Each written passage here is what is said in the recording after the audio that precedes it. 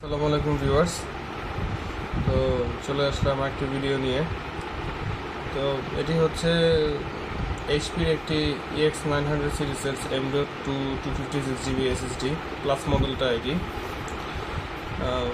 এটি আসলে আমার ওই এক্সচেঞ্জে আনা লাস্ট একটা ভিডিও রিভিউ করেছিলাম, যেটা এই যে আমি আলট্রা টেকনোলজির থেকে নেই কিমটিকো।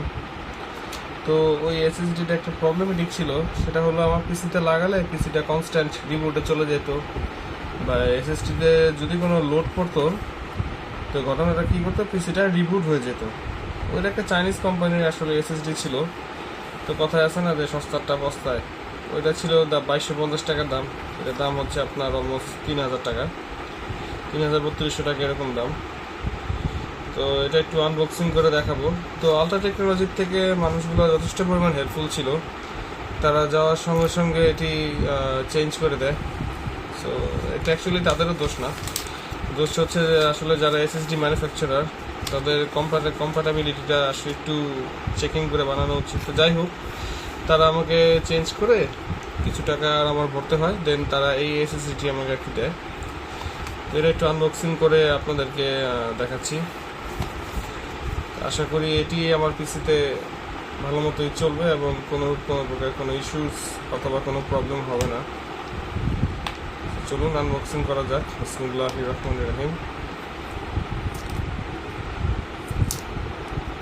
দেখেন, আনবক্সিং করলে এই যে দেখেন ভয়েড, মানে বক্স একবার খোলা হয়ে গেছে।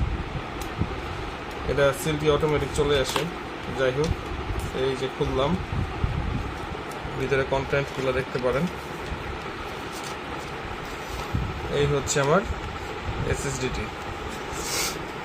এটার সাথে অবশ্য ওনারা কোনো স্ক্রু দিয়েছে, মানে একটা স্ক্রু ড্রাইভার যে অ্যাডিশন থাকে সেটা আর কি তারা দেয় নাই। অবশ্য সেটা দরকারও নাই। আসলে কি এসএসডিটি ভালো হওয়া দিয়ে কথা, যদি এসএসডি ভালো থাকে সেটাই এসে মেইন পারপাস। স্ক্রু তো আর সবসময় ব্যবহার করি না, আর এটা তো মাল্টিপল টাইমস খুলিও না, লাগাইও না। তো দেখেন, এটা খুলতে গিয়ে আসলে সে আবারও গতবারের মতোই লাফ মারলো। এই যে দেখেন আপনারা, এই হচ্ছে এসএসডিটি।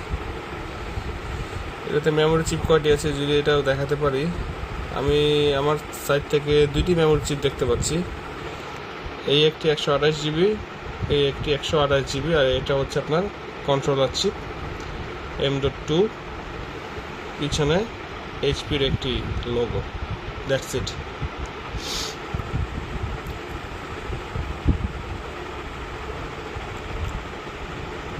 তো ক্যামেরার সামনে নিয়ে আসলাম, আপনারা দেখতে পারেন।